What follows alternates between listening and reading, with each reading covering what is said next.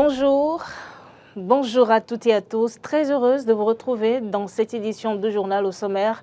Coopération Bénin-Niger, l'actuelle crise politique aurait-elle une incidence sur le projet de construction du pipeline? Vous aurez la réponse du directeur adjoint de cabinet du ministre de l'Énergie et des Mines, Alassane Kora, dans ce journal. Et puis nous avons en plateau le rédacteur en chef de Eden TV Diaspora FM, Peggy Ludovic Dawa. Bonjour Peggy Ludovic. Bonjour, grâce à Valibé. Bonjour, chers amis téléspectateurs. Et justement avec vous, le traditionnel entretien des vendredis, plusieurs sujets d'actualité à voir avec vous dans ce journal. Et puis au-delà de nos frontières, au Nigeria notamment, les syndicats manifestent contre le coût élevé de la vie. Une grève nationale a été décrétée visant à contester la suppression de la subvention sur l'essence et à réclamer un nouveau salaire minimum.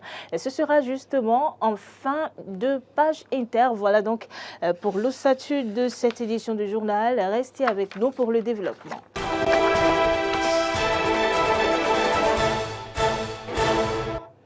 Vous faites bien, madame, monsieur, de nous préférer pour vous informer. Je vous l'annonçais dans les titres, la situation politique actuelle au Niger et les sanctions de la CEDEAO n'ont apparemment aucun impact sur les travaux de construction du pipeline Bénin-Niger. Le directeur adjoint de cabinet du ministre de l'Énergie et des Mines, Alassane Kora, l'a souligné lors d'un entretien avec la presse hier. À l'en croire, la situation politique actuelle n'a rien à voir avec l'exécution du projet. À l'heure actuelle, les travaux progressent au Niger et au Bénin, a-t-il ajouté, évoquant un hypothétique retard. Selon le directeur adjoint de cabinet, dans des circonstances normales, d'ici octobre ou début novembre, les premières gouttes, les tests initiaux devraient avoir été effectués. Ces propos sont soutenus par le porte-parole du gouvernement. Les fermetures de frontières imposées par les États de la sous-région, selon Wilfried Léandre Rongbedji, rapporté par Zonebous, n'auraient pas d'impact sur les travaux de construction de l'oléoduc.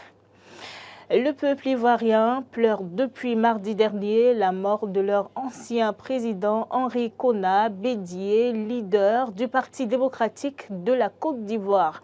Il était depuis un demi-siècle l'une des figures les plus emblématiques de la vie politique ivoirienne.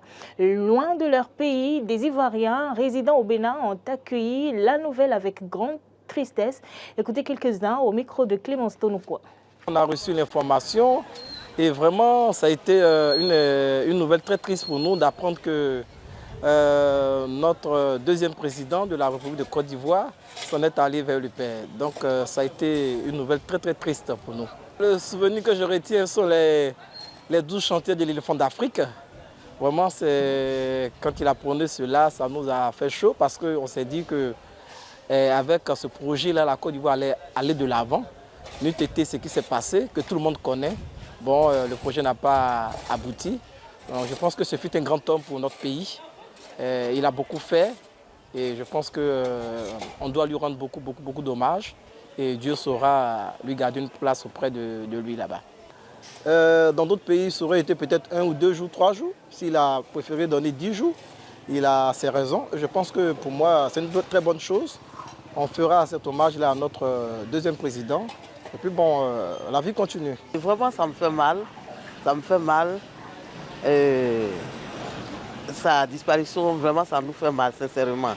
Donc, comme tout, on ne peut rien faire contre la volonté de Dieu. Sinon, la mort de Bédié, je pense que pour moi, de ma part, pas aujourd'hui, quoi.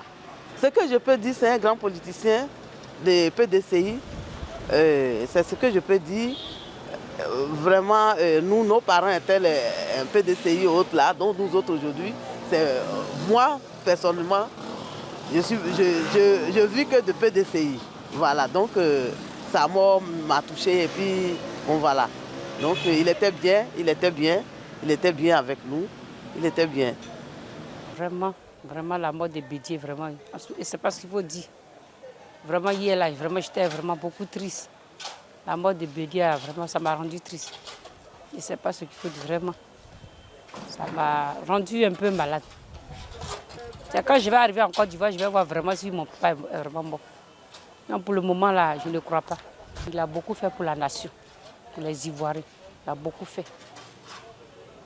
Dans son village, à Yamsoko, en tout cas, il a beaucoup fait pour nous aussi. Voilà, des propos recueillis par Clémence Tonoucoin. Peggy Ludovic, rebonjour.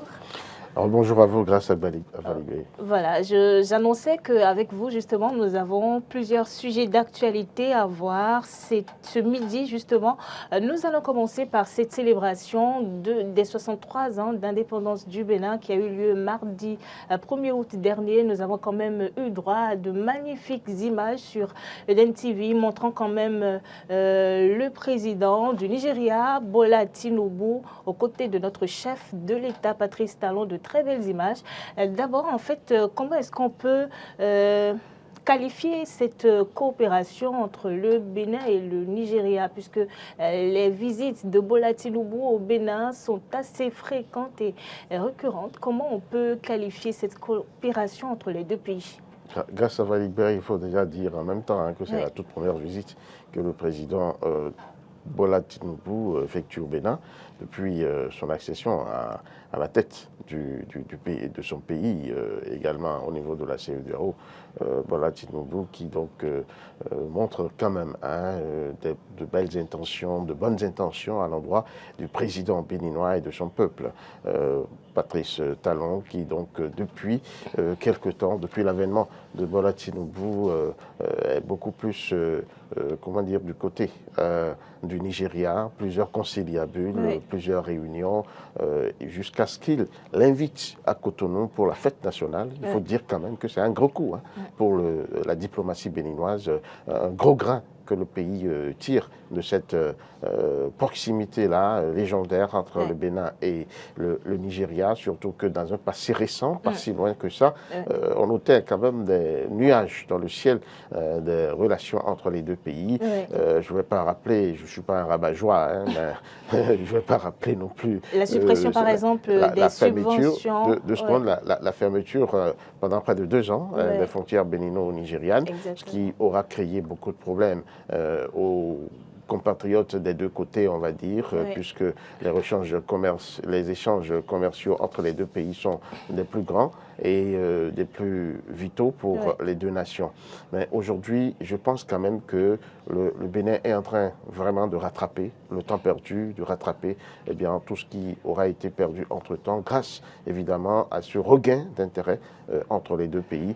Et je pense que le chef de l'État est en train de tirer vraiment le bon filon avec ce pays, le Nigeria, pour véritablement obtenir le meilleur quand même de cette relation-là. Vous savez, le Nigeria est quand même une mine d'or pour le Bénin. On l'a toujours dit, un petit pays de près de 10 millions d'habitants a forcément à développer des relations fructueuses avec un pays de près de 200 millions d'âmes. Il y a beaucoup d'opportunités de ce côté-là que le Bénin saura véritablement saisir pour évidemment s'en tirer à bon compte. Donc, cette présence remarquée et remarquable du président Tinubu est venue rehausser, quoi qu'on dise, cette fête du 1er août, la fête nationale, et il a honoré le président Patrice Talon, parce qu'il aurait bien pu refuser, il étant nouvellement président, il a beaucoup de chantiers qui auraient pu véritablement l'empêcher de venir, mais l'homme a décidé de travailler son agenda et de trouver un petit temps pour le Bénin, pour venir honorer le peuple béninois. Je crois que c'est totalement à l'actif du président Patrice Talon. Exactement, et vous faites bien de le rappeler, c'est sa première visite ici au Bénin. Et on a également appris dans un passé récent la suppression, quand il est venu au pouvoir, la suppression des subventions du carburant, par exemple, ce qui a eu forcément une incidence sur le prix du carburant ici au Bénin. On se demande si quelque chose se trame pour quand même enlever cette suppression-là de la subvention du carburant, par exemple. Oui, c'est l'un des contre-coups de l'avènement du président Tinubu à la tête du Nigeria. Le premier problème, le premier clash aura été ce précieux liquide nécessaire au déplacement des âmes ici au Bénin, les Béninois qui ont toujours compté sur le paillon qui vient de cette nation-là et qui, ma foi, a connu une hausse vertigineuse des prix, donc ce qui continue vraiment de malmener les citoyens béninois dans leur vécu quotidien. Je crois que ce n'est pas seulement le Bénin, mais de l'autre côté, puisque dans quelques instants seulement, vous allez projeter ce reportage, bien sûr, dont on a vu les images dans le sommaire, où ça commence véritablement à chauffer, à faire monter la moutarde au niveau des populations nigérianes. Et donc, c'est une grève généralisée qui est en train d'être déclenchée là-bas. Nous espérons que ça pourra apporter du baume au cœur des populations béninoises qui pourront tirer vraiment du bien dans la suppression, si ça peut venir de dans la réhabilitation, pardon, si ça peut venir, voilà, de cette subvention du carburant. Et puis, il n'y a pas eu que le président Ahmed Tinubu lors de ses manifestations officielles à Cotonou. Il y a également eu l'homme d'affaires Aliko Dangote. Et dans le même temps, nous avons remarqué quand même l'absence de figures importantes politiques béninoises quand même. L'ancien président Yaïbouni, les représentants du parti Les Démocrates, par exemple, beaucoup d'hommes politiques qui ont carrément honoré de leur absence, je vais le dire ainsi, à ces manifestations officielles. Est-ce que vous pensez qu'ils reprochent notamment quelque chose peut-être au président Talon?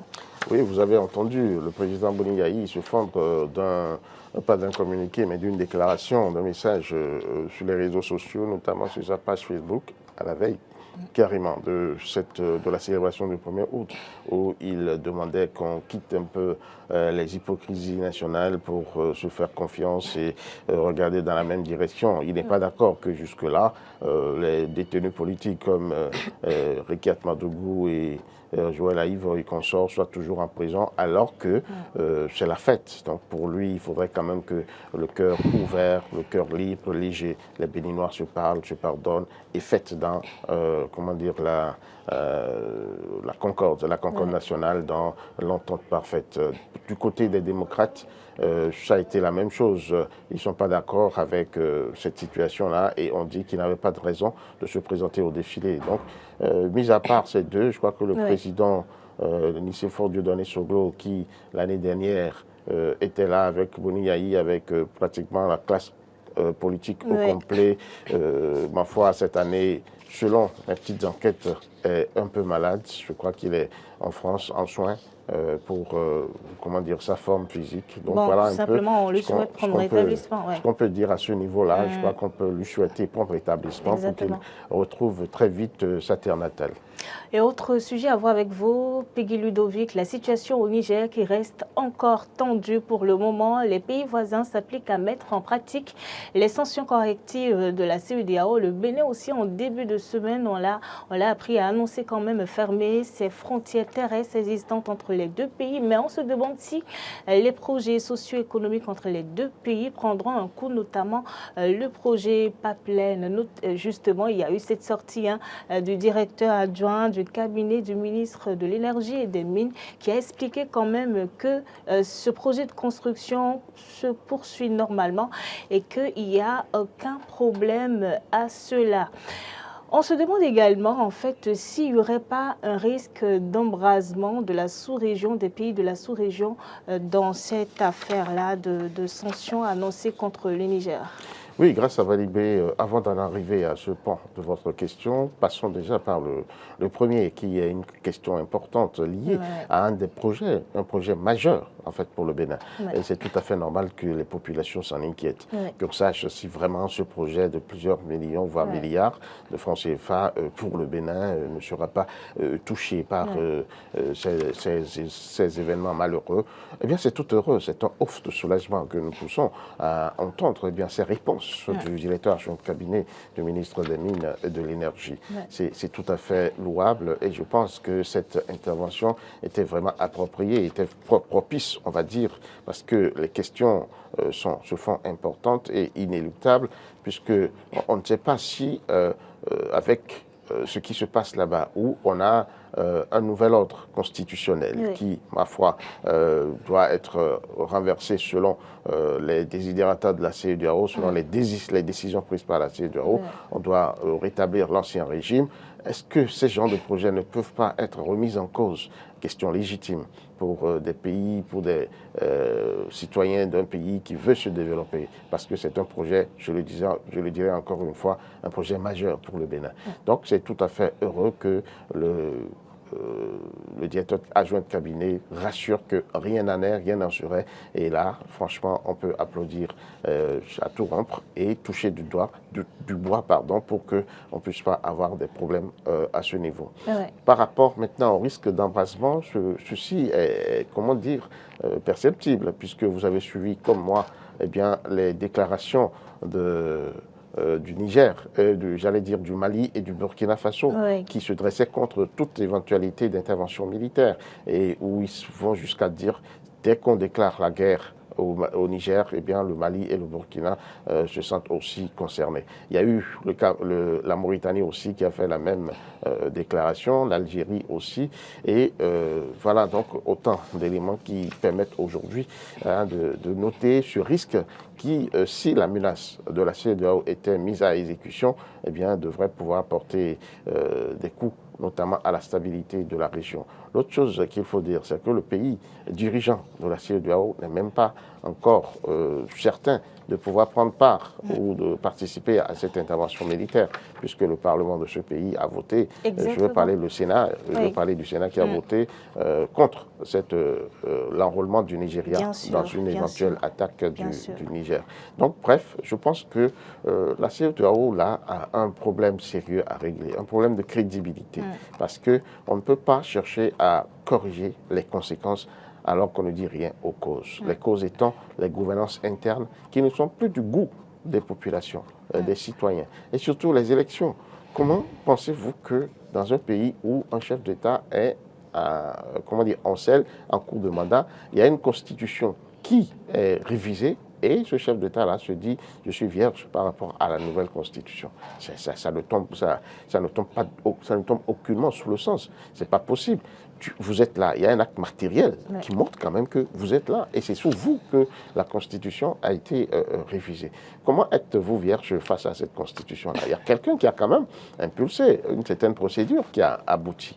Donc, de manière simple et, comment dirais-je, résumée, voilà un peu la caricature de ce qui se passe. Et la CEDEAO qui vient pour dire, non, nous sommes contre les coups d'État. Mais quelle est la cause des coups d'État? Si tout se passe dans les règles de l'art, si on respecte les tests que le pays s'est donnés, est-ce qu'on va en arriver là? Moi, je pense que il faut clairement le recours aux armes n'est pas non plus la chose à promouvoir, à recommander, mais il faut quand même faire un minimum. Attention, soyons sincères vis-à-vis de nous-mêmes. La loi, ce que nous sommes entendus pour interdire devient notre loi, puisque c'est nous-mêmes qui nous l'avons donné. Pourquoi le chef de l'État va-t-il penser autrement? Vous voyez, je dis en Côte d'Ivoire, au Sénégal, où le président Macky Sall, qui a vu la Constitution se réviser, dit moi je garde toutes mes chances face à cette Constitution-là et je refuse délibérément d'aller à la conquête d'un troisième mandat. Alors que vous savez très bien que la Constitution l'interdit. Donc je pense qu'il y a un travail à faire, un minimum de salubrité à faire dans nos comportements, dans nos têtes, pour que nous puissions comprendre que... Alors il faut clairement s'attaquer aux causes plutôt que de s'en prendre... Il faut s'attaquer aux causes. Si vous ne réglez pas les causes, comment voulez-vous ne plus tomber malade? Alors merci Peggy Ludovic, vous êtes rédacteur en chef Eden TV, Diaspora FM. Merci pour avoir apporté toutes ces clarifications sur ces différents sujets d'actualité. Ce journal se poursuit, je vous annonçais en titre qu'à Abuja, au Nigeria, des dizaines de manifestants ont pénétré de force dans les locaux de l'Assemblée nationale du Niger pour protester contre la cherté de la vie. Ils ont brisé les portes de l'Assemblée nationale avant ensuite de s'introduire dans l'édifice. En agissant de la sorte, ils cherchent à exprimer leur mécontentement contre la fin des subventions sur les produits pétroliers décrétées par le président Bola Tinubu et entrée en vigueur il y a maintenant un mois. Une mesure qui a provoqué une forte hausse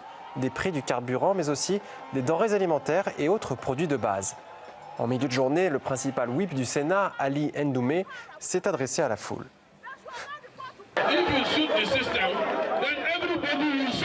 Si vous tirez sur le système, alors tout le monde souffrira. Et vous souffrirez aussi, parce que si vous ne m'avez pas, alors vous n'allez pas bien. Si votre voisin a faim et que vous allez bien, vous n'allez pas bien. Ainsi, Monsieur le Président, revenez sur cela et donnez une chance au Sénat. Et alors, si nous échouons, vous pourriez bien sûr revenir à votre position. Je vous exhorte au nom de Dieu, cela devrait servir d'avertissement à la présidence, à l'Assemblée nationale, à tous. Et si nos efforts n'aboutissent à rien de tangible, alors vous pouvez passer à l'action. Le Nigeria a introduit des subventions aux produits pétroliers dans les années 1970 pour protéger la population de la hausse des cours mondiaux du pétrole. Cette indemnité a ensuite été considérée comme un acquis. Selon la Commission européenne, cette subvention compte aujourd'hui au pays près de 800 millions d'euros par mois. Les gouvernements successifs ont cherché à supprimer ce subside au fil des ans, les coûts croissants devenant un fardeau de plus en plus lourd à porter pour les finances publiques. Voilà, reportage de nos confrères de RT sur les manifestations au Nigeria. Ce journal serait fait, Madame, Monsieur, merci de nous avoir suivis. Bonne suite de programme en notre compagnie.